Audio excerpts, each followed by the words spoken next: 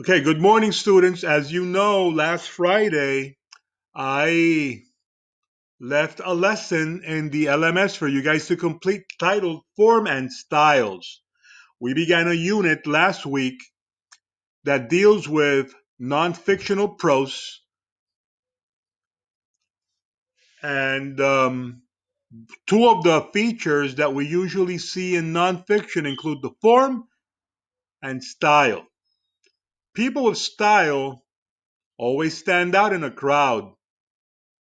People with style dress, move, talk, and act in ways that separate them from other people. It makes them stand out. It separates them from the crowd. A general definition of style would be a particular, distinctive, or characteristic mode of execution in any form of art, work, or living. If you comb your hair the way you comb your hair, that's your style. If you drink with your pinky finger sticking out, that is your style. The way that you talk, that includes the pace at which you talk, the speed at which you talk, and your choice of words, that also is part of your style. But style can also be applied to literature. And we're going to be seeing about that later on. The other thing that we'll be looking at is form. And form refers to the medium chosen to better express that style. How many of you remember when you were reading Edgar Allan Poe last semester? Anybody? Okay. How many novels did you read by Edgar Allan Poe? Guys, you read no novels by Edgar Allan Poe. You know why? He didn't write novels. That was not the form that he used to express himself in writing and express his style. What was his preferred mode of expression, his preferred mode of form? The short story and the poem. So people express their style through a choice of clothing, others through their choice of music, and these are forms. In literature, writers choose the form that better suits them to express their literary style. Some people prefer to express themselves through poetry, others write screenplays, others write drama, other people write novels. People write a variety of forms.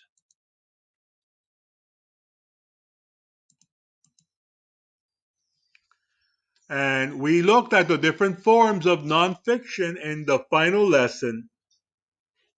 We have all these. The forms that we're going to be exploring in this collection include the personal essay, the expository essay, the autobiography, the memoir, and the biography. Can somebody tell me what's an autobiography? Uh, in order for us to know what an autobiography is, we need to understand what a biography is. A biography is a compound word that has two Greek words, bios, which means life, and graphy, that means story. So a biography is a story of somebody's life that is written by another person other than the person that's being written about. An autobiography is a biography that is written by the same person who is presented in that biography. A memoir is like a slice of the life of a person that lives a certain experience. For example, if you became president of the United States and you want to write about the time that you spent as a president, let's say that was 4 years, that would not be an autobiography, but a memoir. And today you're going to be reading a personal essay that is part of a memoir. Is that clear, or does that require more explanation, guys? Okay, very good.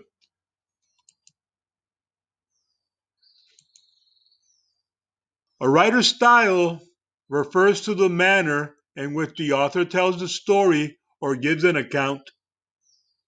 Along with plot, character, theme, and setting, style is considered one of the fundamental components of prose. Notice that plot, character, and setting are not part of prose nonfiction. Okay?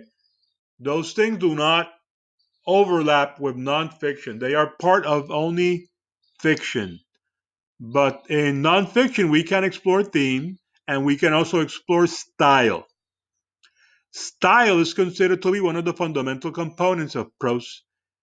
It's also the arrangement of words in a manner in which one expresses the individuality of the author and the idea or intent in his mind.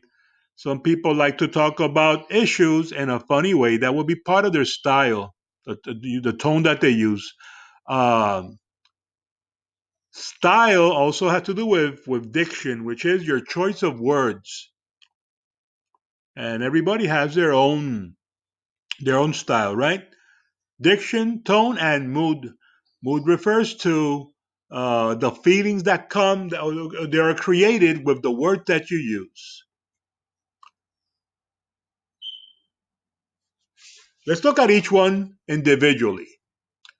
Word choice or diction, and this is a concept that we will be exploring very much this semester, is one of the components of style. With every story or piece of writing, there is a great character, great location, a great plot, but all of those can be lost if the use of words simply do not work. The best words to use in any kind of writing, both creative and even for essays, are words that add meaning, tone, and style to your writing. So when you're writing, one of the things that you have to do is basically find yourself so you can develop a sense of what your style is and use that when you're writing. But in this unit, you're basically going to be recognizing the word choices of the people that you're reading about, okay? Because this is not a writing class. Tone is the attitude that a writer takes towards a subject or character. It can be serious, humorous, sarcastic, ironic, satirical, tongue in cheek, solemn, objective, and any other adjective that you want to use. And mood is a term used synonymously with atmosphere. In other words, mood and atmosphere are the same thing. They are used to indicate in a literary work the prevailing feeling or frame of mind, especially at the start of a play, a poem, or a novel, and it creates a sense of expectation of what comes after. So this is the assessment that you guys were supposed to upload. I'm going to be checking that out today to make sure that you guys uploaded everything, and that's the reference. Guys, any question about form and style? Anybody? No? Okay. Then let's go to the selection that you're supposed to be reading today. And today, you're supposed to be reading a selection titled How to Eat a Guava. How many of you like guavas? Do you know what a guava is? How do you say guava in Spanish? Guayaba. And how many of you eat guava like this? How many of you like Hawaiian punch? You know that tropical punch is mostly guava juice? Did you know that? Most of it is, if you like Hawaiian punch, most of it is guava juice with a little bit of pineapple juice thrown in there and maybe a little bit of something else, but it's mostly guava. So, guava, as you know, is a tropical fruit that is very common in the Caribbean and in tropical places like Hawaii. There's a video here that I want you to check out on how to eat a guava. And the selection that you're going to be reading today is actually part of a larger work. You're not going to be reading the entire work that is titled When I Was Puerto Rican by Esmeralda Santiago. Esmeralda Santiago, famous New Yorican author, wrote When I Was Puerto Rican, and what you're going to be reading today is the introduction. And this introduction um, can be read separately as a personal essay. So, what you're going to be reading today, How to Eat a Guava, can be considered a personal essay. I use the word New Yorican. Can somebody tell me what's a New Yorican? Or vice versa. Or vice versa. Mr. Soto, do you know Mr. Soto? You know a guy called Mr. Soto? He's New Yorican. He was born in New York to Puerto Rican parents. Or in the case of Esmeralda Santiago, she was born in Puerto Rico, but early in her life, she moved to New York. And the cultural shock that she experienced, I'm very familiar with, but in reverse. When she went to New York, she saw how different New York was from Puerto Rico, the same way that Mr. Soto discovered how different Puerto Rico was from New York when he arrived. Right? It was jarring. It was always a traumatic experience. New Yorkers usually live in a tension of regarding their identity. There are moments in their lives when they ask themselves, well, I don't ask myself that question anymore, but there was a time in my life when I asked myself, what am I? Am I an American, a New Yorker, or am I Puerto Rican? So that's what Esmeralda Santiago explores in this book, When I Was Puerto Rican. She explores some of the unique questions of Puerto Rican identity. Is she an American? Is she Puerto Rican? Is she an immigrant? Which is something that we usually hear regarding Puerto Ricans, immigrants, the same way that Mexicans or Colombians or Salvadorans are immigrants. Why do you say no?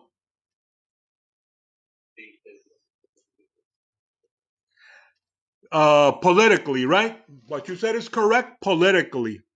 But what makes it hard to answer is when we assume the cultural angle. That's when it gets like a little bit crazy. But what you said is correct, sir. So, the example of that is the question that she's asking here at the end. If she's an American, why does she feel like a foreigner when she arrived to New York?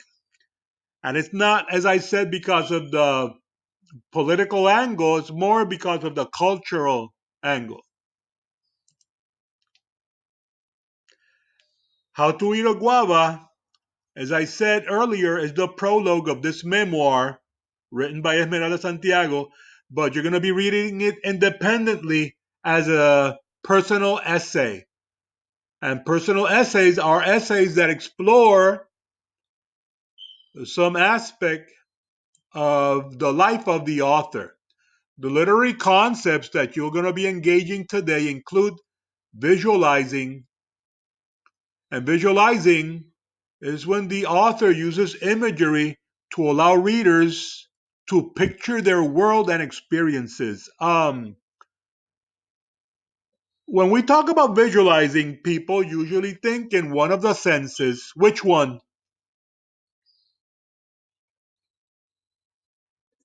Eyesight, but do you have more senses? Which are they?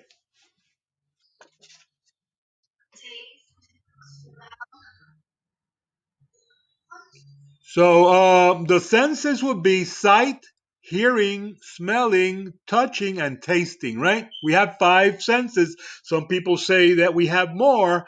I don't know about that, right? Because I'm not a scientist. But I can tell you that at least I have five, right? And what do the senses do? What's their function?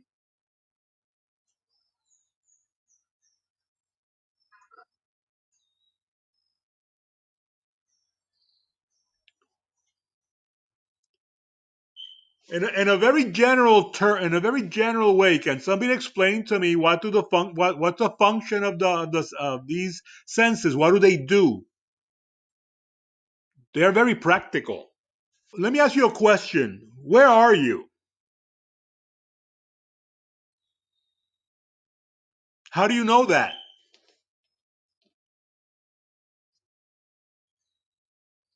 I'm sorry.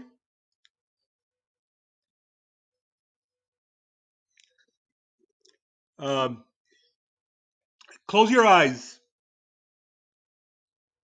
Where are you?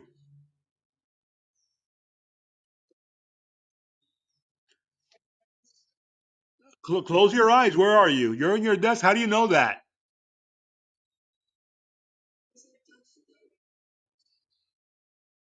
So you felt it.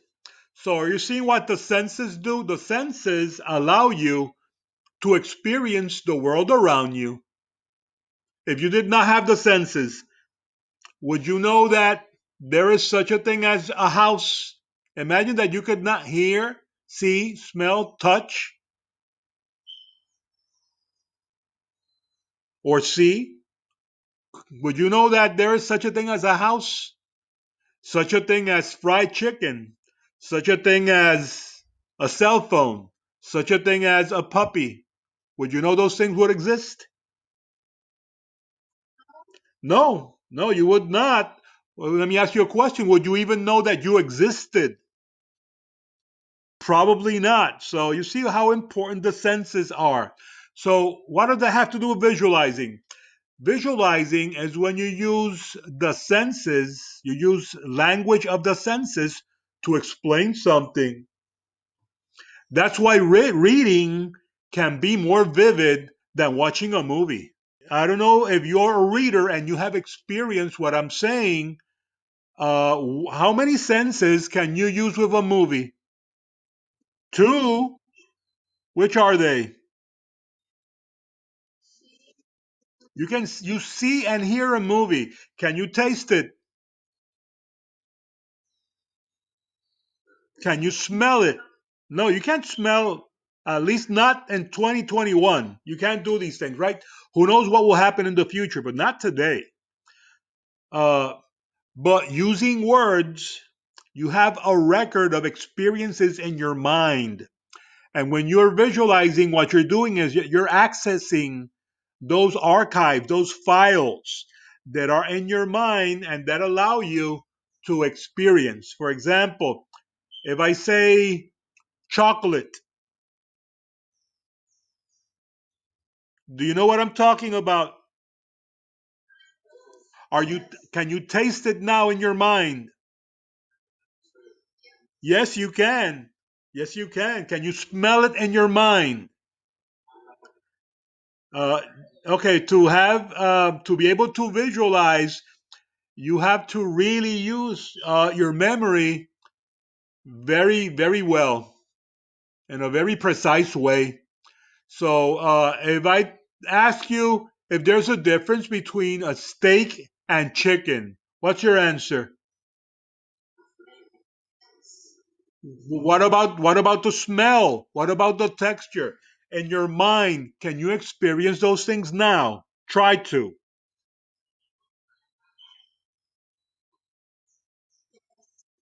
Can you see what I'm talking about? You see what I'm talking about? So that's what visualizing does. And visualizing is wonderful. One of the most wonderful things of reading. So that's one of the concepts that we'll be exploring a lot this semester. Um, I don't know, I have this black thing here.